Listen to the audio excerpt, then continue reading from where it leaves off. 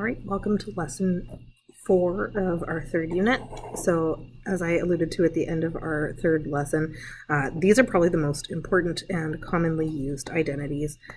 In this unit, you're going to frequently see squares showing up. So in addition to the first identities that you learned in lesson 3, these ones are going to be really, really important, and they're called the Pythagorean identities. You're going to hear me call them the pith identities, or pith for short. So just a heads up that that's the abbreviation that I use. So we're going to dive right in, and we're going to use them to solve this first example. So in terms of left-hand side and right-hand side, both of them are kind of equally complicated. I'm going to look at this right-hand side piece, just personal preference. I'm going to use that chart table, though, because I'm really not confident in my choice.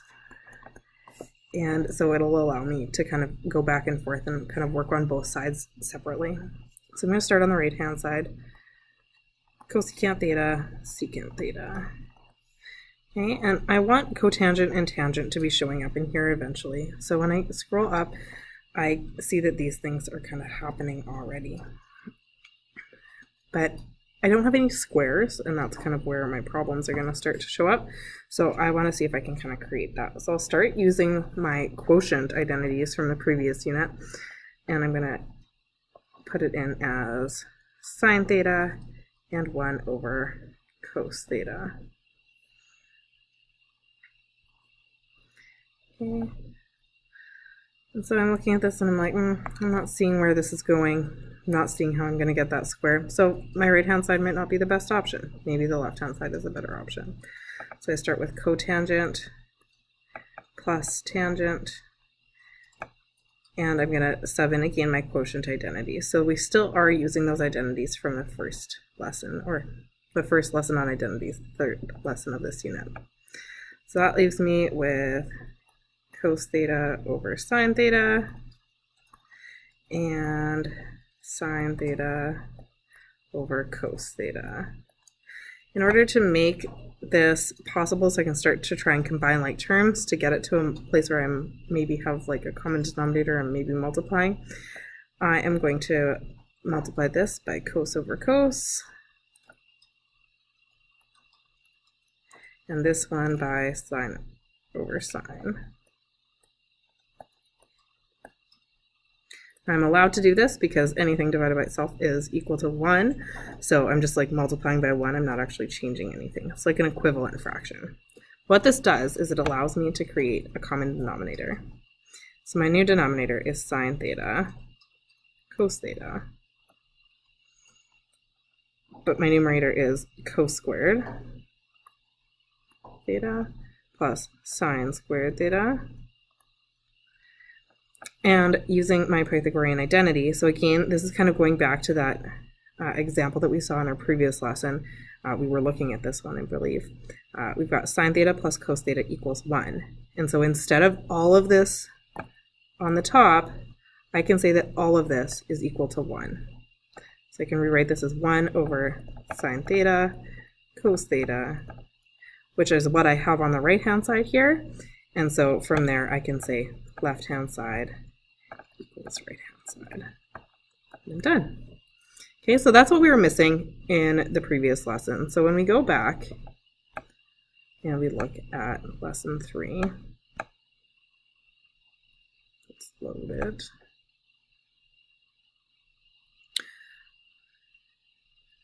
And even here, we could use that same piece. So we know that sine theta, or sine squared theta plus cos squared theta equals 1. So if we manipulate that around, I'm just going to put this in a box so that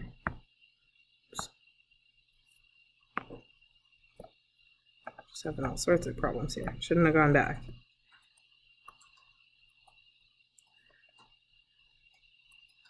We could manipulate this around to be cos squared theta equals 1 minus sine squared theta. So in lieu of all of this, I could easily rewrite it as cosine squared theta. And now we see that we've gotten to the same point in this example 3 by working the left-hand side and the right-hand side. So we can now finish this example. Okay, but you can see how we were kind of kneecapped or restrained by the fact that we didn't have any identities that worked with squares here. Okay, so just making sure, go back. Yep. Example 3 was where we ran into all of this. So again, this is very similar. And we can see now we were working with sine squared theta over cos squared theta in this second example. Well, we know now, based on our pith identities, that that is just 1 over sine theta, which is the same thing as cosecant theta, which means my left-hand side is equal to my right-hand side. And I've proved this identity as well. Okay, so we were really kind of hindered by our ability to simplify these things. Again, we just were missing that last piece of the puzzle to complete this identity. Okay. And same thing here. All of a sudden, we've got this piece is equal to cos squared theta over sine theta, which is already there. That means that my left-hand side equals my right-hand side. So all of a sudden, with just one identity, we're able to solve all these further proofs that we couldn't quite complete yesterday. Okay, so just kind of bearing that in mind. Going back to lesson 4. That's our first example. We've proved it. It was short and sweet. And again, working with this table value allows you to kind of just like work both sides and have them side by side. So that's why the table setup is kind of a nice thing to have. Before we go on, you might want to take a picture of this before you start flipping pages in your booklet so you don't have to keep flipping back and forth. Or if you want to print off a copy of the formula sheet to have beside you always in this whole unit, that's not a bad idea either, because these Pythagorean identities are on that formula sheet. So let's have a look. Okay, so we've got cotan cubed. So, but that's all we have on the left-hand side. I'm not going to work with the left-hand side. I know I'm only going to work with the right-hand side. So I'm not even going to bother with that table value or setup, only because I know I'm not going to work with it. So I've got cotangent, and then I've got cosecant squared theta minus another cotangent. That's a lot of stuff to be working with to try and simplify. So I think the right-hand side is 100% the right choice in this case.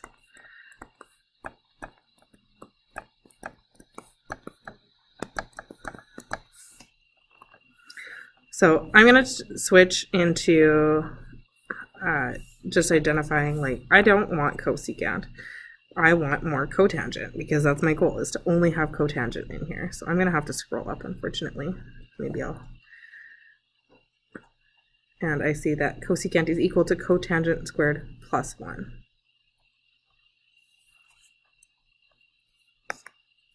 So instead of cosecant squared, I'm going to write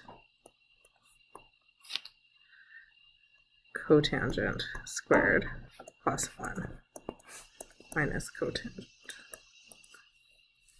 From here, I'm going to expand. So I've got cotangent cubed theta, which is what I want in the end. That's what I'm hoping to end up with. So everything else should hopefully cancel out. I've got plus cotangent theta, multiplying by 1, and then minus cotangent theta. What's nice about this is that these guys cancel out. Plus and minus, the same thing, equals 0. So I'm left with just cotangent cubed theta. So my left-hand side equals my right-hand side. There we go. Okay, so if you want to try and pause this video before attempt this example on your own, that's not a bad idea. I will walk you through it step by step, but at this point, it's just like practice, practice, practice with identities, kind of like helps you be more familiar with which identity you use in which situation, because it's not really like a prescribed method. It's more just being able to know exactly what tools are available to you and applying them in a way that is helpful. So pause the video now, give this one a shot. If you get stuck, I will solve it through with explanation. So I'm definitely going to work with the left-hand side in this case, because again, the right-hand side gives me nothing. So instead of working with the table setup, because I don't think I'm going to be working on the right-hand side at all, I'm just going to do left-hand side.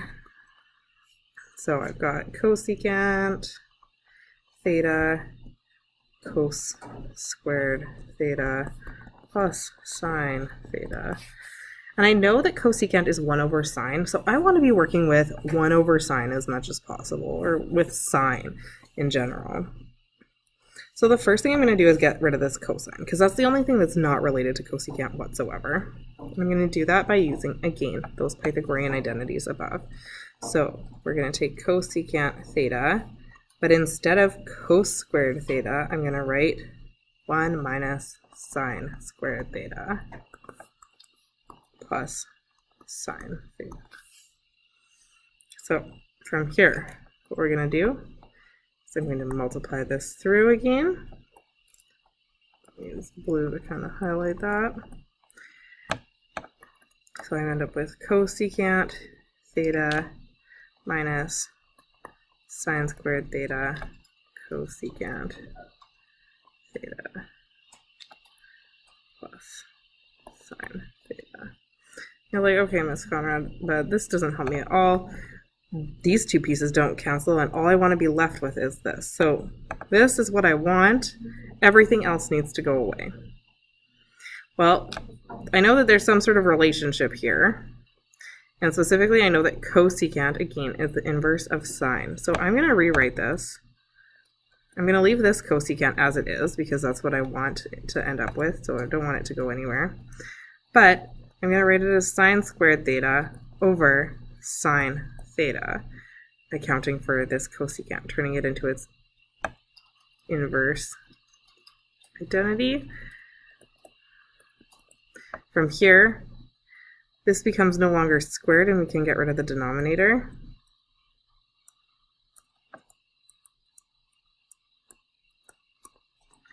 And now we're at a point where these guys can go away and they equal 0 because they're opposite signs. From there, I now have that my left-hand side equals cosecant theta, which is what I wanted it to be. That's my right-hand side. So left-hand side equals right-hand side. And we're all good. I've proved my identity.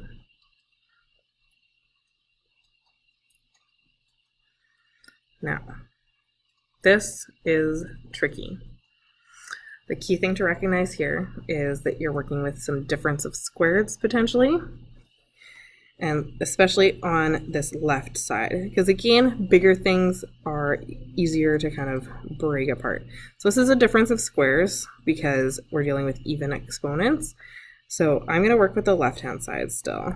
In this case, you might choose to do a table kind of setup. You might want to work on both sides. That's completely up to you. But in the end, I'm wanting to somehow create this piece, which means that some of what's on my left-hand side needs to straight up disappear. So I'm going to work on the left-hand side.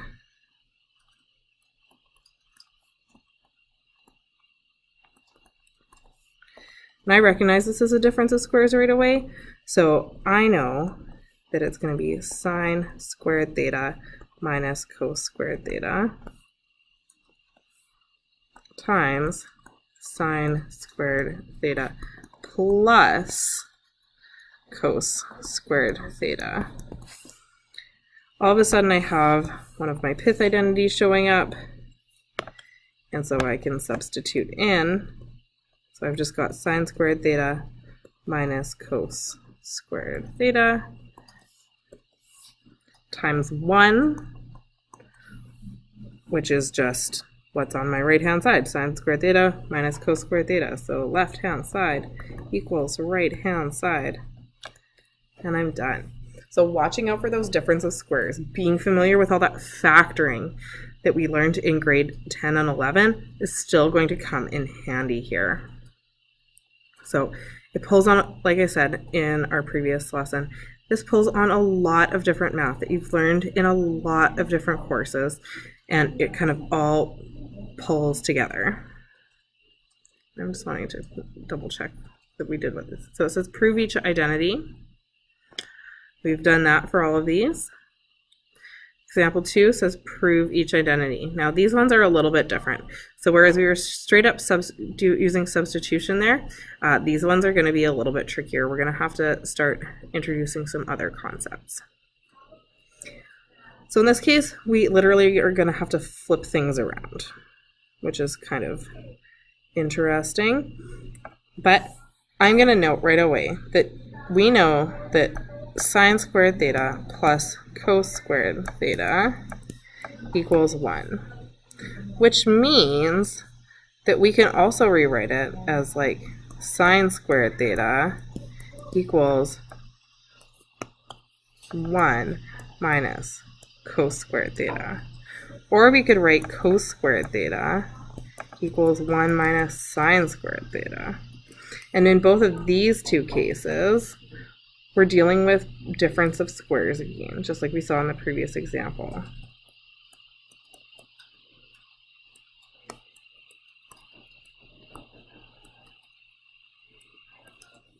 And the factors of this one here are going to be 1 minus cos theta and 1 plus cos theta. Now you're like, that's great, Miss Conrad. Why do I care about that? Well, I care about that because I'm seeing those factors pop up here. So I'm going to try and create a situation where they exist. So specifically, I am going to be creating a situation. I'm going to go with my left-hand side. In this case, either option would be perfectly acceptable to use. So left-hand side or right-hand side. If you want to pause right now that I've given you kind of your hint as to how to start, you are more than welcome to jump in and try to do this on your own. So I've got my left-hand side, black. Left-hand side equals 1 minus cos theta over sine theta. Now I want to create a situation where I can eventually factor this out, which means I want sine squared theta to show up. So I'm going to multiply by 1 in quotes, because what I'm really going to multiply by is sine theta over sine theta. But remembering that this means that I'm multiplying by 1. And why would I do that? Well, this leaves me with sine theta times 1 minus cos theta, and I'm not going to even multiply that out because my goal is to get rid of that, right? I want sine theta to end up in the numerator based on what's on the right-hand side. So in this particular case, I'm not going to multiply it through. You could, but then you'd have to end up factoring it out again. In my denominator, this was the main goal. I wanted to create sine squared theta because that is going to enable me to use that identity. So my numerator is not going to change, but my denominator is now this, which I can then factor as I did there previously.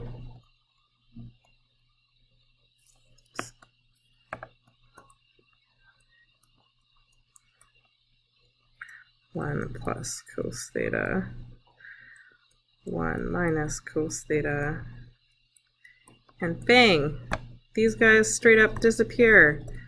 They equal 1 because we're multiplying and dividing by the same thing. Okay? Which straight up leaves me with sine theta over 1 plus cos theta. And look, just like magic, we've created the right-hand side of my equation. Therefore, proving my identity that the left-hand side equals the right-hand side for all values of theta.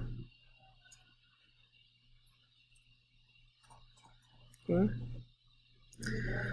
Similarly, I'm going to try and create squareds in this particular case. So I am going to be looking at the left-hand side again because the right-hand side just is much smaller, more compressed, less to work with. I'd have to create things to appear, which is definitely not my goal. So I'm going to work with the left-hand side. And what I'm going to do is I'm going to try and, again, create that identity where sine squared theta equals 1 minus cos squared theta. And why I know I'm wanting this is because I know that cosecant theta, or cosecant squared theta even, is equal to 1 over sine squared theta. So that's why I want this identity to appear.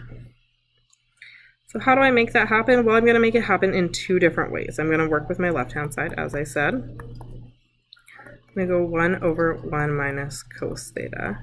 And I know this is a factor here, so I'm going to multiply by 1, in that I'm multiplying by 1 plus cos theta over 1 plus cos theta. And I'm going to multiply my other fraction by 1 as well, but this time it's going to be 1 minus cos theta over 1 minus cos theta. Now, this serves twofold, and you might have gotten here from a different idea, and that we also want to create a situation where we have a common denominator. So we would have to do the same process for creating a common denominator as we are for having to create this identity. So even if you didn't spot the identity right away, spot those factors, we should still instinctually want to add fractions together to create this one term, and we would end up creating this identity by creating that common denominator. And so I'm going to have in my numerator, from the blue, I'm going to end up with 1 plus cos theta. From the green, I'm going to be left with 1 minus cos theta. And that's all going to be over my common denominator of 1. And I'm going to just multiply this out right here. So 1 minus cos squared theta. From here, I'm going to substitute my identity in, but I'm also going to spot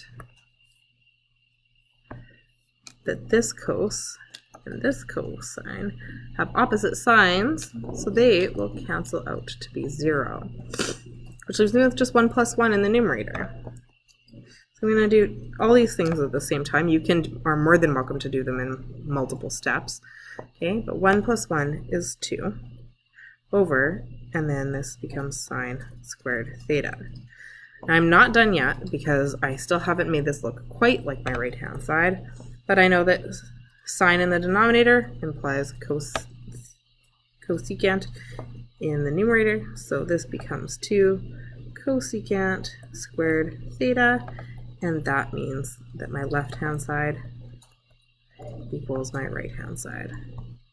So again, you could have gotten this first step by just wanting to add fractions, and that would result in a common denominator. Or you could have spotted the identity. Either kind of way of approaching it, you should have still used a similar method. So see if you want to pause before you and attempt this on your own before you see kind of how I'm going to do it. You're more than welcome to, and then we'll go from there. But I'm going to work through the example, so pause it now. Okay, so again, left and right look pretty similar as kind of like A again. So I'm going to be looking at the right-hand side in this case. But you might choose the table version for this. I might regret this, committing to one side over the other.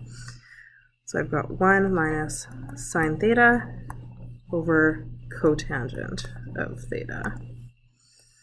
So the first thing that I'm going to do is I'm going to get rid of this cotangent because I don't have cotangent anywhere on the left.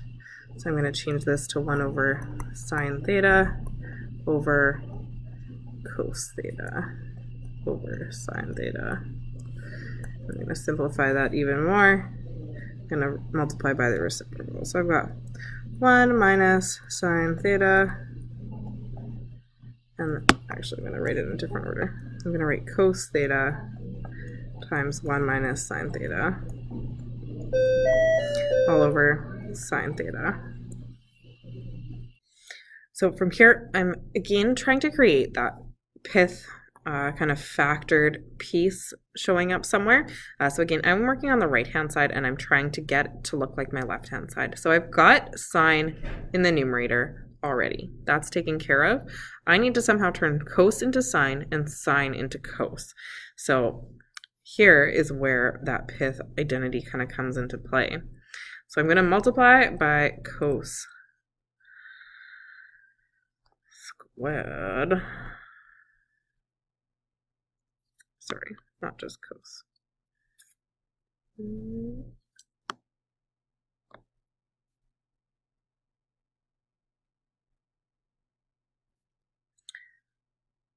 So I'm going to multiply by my other half of my pith factors. So it's going to be 1 plus sine theta over 1 plus sine theta.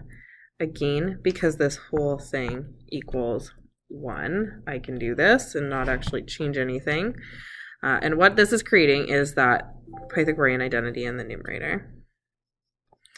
So I've got sine theta, again keeping that there. But now I've got 1 minus sine squared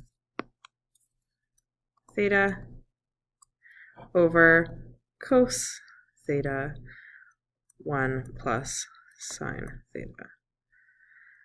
Now you're like, okay, this is great. That still hasn't gotten me to where I need to be. I need to get rid of this cos in the denominator, Miss Conrad. That's not helping. I need to get like cotangent, or I need to get cos in the numerator. But we can see more pieces appearing. So now we also have this piece taken care of. It's showing up in the denominator now too. So we've got 2 pieces. Just this cosine that's really kind of throwing a wrench in the situation. But it's there too, I promise. Because this piece is my identity, and I can turn that into cosine squared. So sine theta, and I'm going to rewrite this so that I have what I want to keep kind of out in front, 1 plus sine theta. And what I want to get rid of is this cos theta, but I've changed this into cos squared theta, and all of a sudden this will cancel out with one of my coses that are here, leaving me with a cos theta in the numerator. And that means that my left-hand side equals my right-hand side, and I am done. So again, we had to kind of manufacture that identity, but always kind of keeping that goal in mind of like, what do I have? What have I already created? What still needs to show up? And how can I get it? And that's really kind of going to be our mantra for the rest of this unit. So again, you can pause this example. I'm not going to walk through all my logic. I'll still show all my work, but magically all of my work is just going to appear. So please, please, please pause and try this on your own. All right, so in my work here, the first thing I did is I see 2 terms on the left-hand side. First of all, I looked at the left-hand side and I'm like, ugh, that looks disgusting. The right-hand side looks super simple, so I'm going to work with that left-hand side. I then see that it's adding, which means I have 2 terms, whereas I only have 1 term in my final answer on the right-hand side. So I am going to try and combine those 2 terms into 1, which means I need to add them. And when I'm adding fractions, I need to create that common denominator, which also allows me to choose what I'm multiplying by. It works out that these are the 2 factors that create that identity again of 1 minus sine squared theta. Using that, I can then simplify to cos squared theta. At the same time, what's happening in the numerator, because I've multiplied by 1, is that I have cos in both, and so I can actually factor that out once I've got a common denominator. I can take that cosine out of both of those terms, leaving me with being able to combine what's left in these brackets. So I go 1 plus sine theta plus 1 minus sine theta, and those sine thetas disappear because we're adding and subtracting them, doing opposite operations with them. So I've got this cos theta out in front, and I've got cos theta squared in the denominator. So that means that one of my squared coses can go away with that cos in the numerator, leaving me with just one cos theta in the denominator, or turning that into secant, which is its inverse, or reciprocal rather, identity. So that is how those all work. So again, you might have done a slightly different process, and that's totally fine, but I strongly recommend you look for like key traits that you want to kind of eliminate, always keeping that goal in mind so that you can finally say at the end, left-hand side equals right-hand side. Now, example 3 is looking at actually solving this. So solving it over this very specific domain. So again, I note my domain and I see, I'm like, okay, that's great. I am going to be working in radians. And now I look at the question, I'm like, oh my gosh, it's got sine and cosine in it. Well, we now have tools to actually work with that. So we can go 3 minus 3 cos x minus 2, but instead of sine squared x, I am going to write 1 minus cos squared x. Don't change your variable. It will cost you marks. Okay, once I've got that, I can distribute 3 minus 3 cos x minus 2 plus cos squared x. I might want to rearrange this so it looks like a better quadratic. Also look to combine some like terms. Oops, not including the negative. So I'm going to rewrite this as cos squared x minus 3 cos x plus 1 equals 0. And I'm going to try and solve this from here. There's supposed to be a 2 in here. That looks better. And so I can factor this. Again, you can use the strategy where we say like let cos x equal y or something like that. I'm not going to do that this time, but you're more than welcome to. If you want to pause the video here and try it on your own, see if you can get the right answer. Because from here on out, this is looking a lot like lesson 2 again. So we get 2 cos x and cos x, and we're going to be minus subtracting 1 for both of those equals 0. So we could have a potential 2 cos x minus 1 equals 0, or cos x equals 1/2, in which case x would be our reference angle is going to be one of the solutions because it's positive. Cosine is positive in 1 and 4. So I'm going to be answering at pi over 3 and 5 pi over 3. Alternately, if we look at this factor, we've got cos x minus 1 equals 0, or cos x equals 1, and that's my x value of my unit circle. So when x equals 1, that is when x equals 0 and 2 pi. And it's inclusive because of the square brackets in my domain, so I can actually include those, and that would be all of my solutions. Okay, so our identities come into play strictly at the beginning in being able to help me only work with one trig function, which makes my life a little bit easier. So the same thing's going to happen here. So if you want to pause it and try it yourself, go right ahead. So again, that identity comes into play right away here. Now you might be thinking, why don't I try and change sine into cosine? Why do I have to change my square term? Well, the very straightforward answer is we have no identity right now that turns just plain old sine x into plain old cos x. But I do have an identity that lets me go between the two of them when I have it as being squared. And so that is why we do it that way. Again, we want to try and set it up in a way that we can factor it. I changed all my signs here so that my coefficient of my squared term was positive. Just personal preference. You could totally leave it as negatives. Also, I just like rearranging it so that it's in my squared, single, and 0 exponent order. Again, just from practicing constantly factoring quadratics being written in that descending order. It just looks more familiar to me. Again, you could have used the let sine x equal y piece to plug back in. You just then always need to remember to plug back in sine x there. And again, do not let sine x equal x. Don't do that. Not allowed. Blah. Okay, don't do that because then you're using the same variable twice. So you need to give it a different name. Y, A, anything would do. You draw a little star. I am totally indifferent to what you use as long as it's not x, because x is already present in that equation. Okay, so again, when I look at this one, I see tan squared and I see secant. And I'm like, oh, two different trig functions. But again, this is a different Pythagorean trig identity. And so I'm going to go back and look at the top of my lesson because I don't have a formula sheet beside me and I didn't take a picture of it to refer back to on my phone. And then I'm going to try and plug it in and solve. But if you have that all handy, pause the video right now, give this one a shot on your own because I really think you can do this. It's mostly lesson 2 again. So when we look at this one again, the only tricky part here is knowing that it's tan squared theta plus 1 equals secant squared theta. So when we rearrange this to isolate tan, instead of it being 1 minus the squared trig identity like it was in our sine and cosine Pythagorean identity, this one ends up being tan squared theta equals secant squared theta minus 1. So just noting that it's not in the same order, and I need to account for that here.